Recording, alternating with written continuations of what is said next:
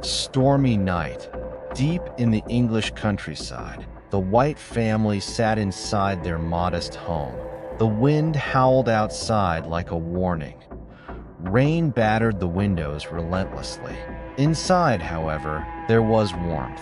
A fire crackled gently in the fireplace. Mr. White and his son, Herbert, were playing a game of chess, while Mrs. White sat nearby, quietly knitting. "Listen to that wind," Mr. White muttered. "I don't know why anyone would travel on a night like this." As if in response, there was a loud knock at the door. 3 slow, deliberate knocks. Mr. White rose from his chair and opened the door to reveal an old friend, Sergeant Major Morris, a large man with a serious face and eyes that seemed to carry something heavy, something unspoken. After greetings and warm drinks, they sat together, talking about distant lands and strange experiences. Morris had traveled far. India, Africa, places filled with mystery. But tonight, something about him felt different, uneasy. As the night went on, Mr. White leaned forward curiously. "Come on, Morris," he said. "You must have seen something truly strange out there." Morris hesitated. Then slowly, he reached into his pocket. From it, he pulled a small, shriveled object, a monkey's paw, dry, twisted. "Unnatural," Mrs. White chuckled lightly. "What is that? Some kind of souvenir?" Morris didn't smile. "This," he said quietly, "is no ordinary object." The room fell silent, he continued. "It was cursed by a holy man, to prove that fate rules people's lives, and that those who interfere with it do so to their sorrow." Herbert laughed. "Sounds like a fairy tale." Morris ignored him. "It grants 3 wishes to 3 different people." Mr. White raised an eyebrow. "And you've used it?" Morris nodded slowly. "Yes. What did you wish for?" Mrs. White asked. Morris stared into the fire. "You don't want to know." The room grew colder. After a long pause, Mr. White spoke again. "Has anyone else used it?" "Yes," Morris replied. "The first man had his 3 wishes, and his last wish was for death." A heavy silence filled the room. Suddenly, Morris stood up. "I'm done with it," he said. "It brings nothing but misery." And with that, he threw the monkey's paw into the fire. Mr. White gasped and quickly grabbed it from the flames. "Are you mad?" Morris shouted. "Let it burn!" But Mr. White held on to it. "If you don't want it." "I will," he said. Morris shook his head. "I warned you," he said. "Don't blame me for what happens next." Later that night, curiosity took over. The storm still raged outside. Mr. White held the monkey's paw in his hand. "What should we wish for?" he asked jokingly. Herbert grinned. "Well, we could start with something simple. Like money." Mrs. White laughed. "Yes, enough to pay off the house." Mr. White hesitated. Then slowly, he raised the paw. "I wish for 200 pounds.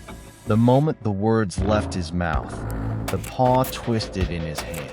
Violently, he dropped it with a cry. "Did you see that?"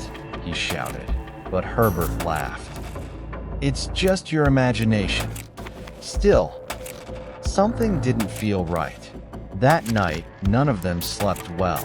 The next morning, the storm had passed. Everything seemed normal, too normal, until there was a knock at the door. Mrs. White opened it to find a man standing outside in a formal suit. He looked uncomfortable, nervous. "Is this the residence of Mr. White?" he asked. "Yes," she replied. The man hesitated. "I'm here from the factory where your son works." A pause. "I regret to inform you." Her heart stopped. "There has been an accident." Silence. Your son, Herbert, is dead." The world collapsed. Mrs. White screamed. Mr. White stood frozen. The man continued, his voice trembling.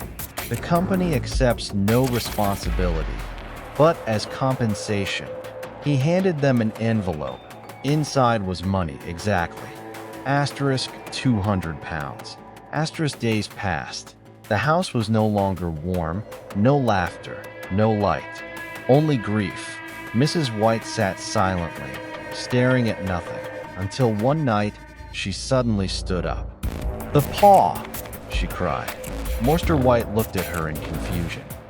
"The monkey's paw," she said again. "We still have it." "No," he said quickly. "We're done with that thing." But she grabbed his arm. "It can bring him back." His face turned pale. "You don't know what you're saying." "I do," she insisted. "Wish him back. Wish our son back." He hesitated. Fear filled his eyes, but her grief was stronger. "Do it," she screamed. With trembling hands, he picked up the paw. "I wish my son alive again." The paw moved. Slowly, unnaturally, then went still. Nothing happened. Relief washed over him. "See?" he whispered. Nothing. Then, a sound from outside. A faint knock. Mrs. White froze. Another knock. Louder. More deliberate. Her eyes widened.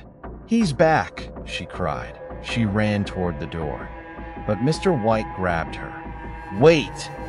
The knocking grew louder, heavy, unnatural, like something struggling to move. Mrs. White fought him off. "That's my son," she screamed. But Mr. White knew whatever was outside. It wasn't their son anymore. The knocking became violent. The door shook. Mrs. White fumbled with the lock. "Hurry!" she cried. "He's cold out there." Mr. White dropped to the floor, searching desperately for the paw. His hands trembled. The knocking echoed like thunder. Finally, he found it. He didn't hesitate. "I wish," he gasped. "I wish it gone." The knocking stopped. Silence. Mrs. White opened the door, slowly, carefully. Outside, there was nothing. No one. Only the empty road and the cold wind.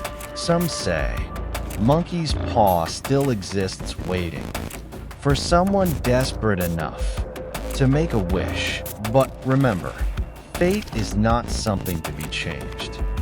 Because sometimes, getting what you want is the worst thing that could ever happen.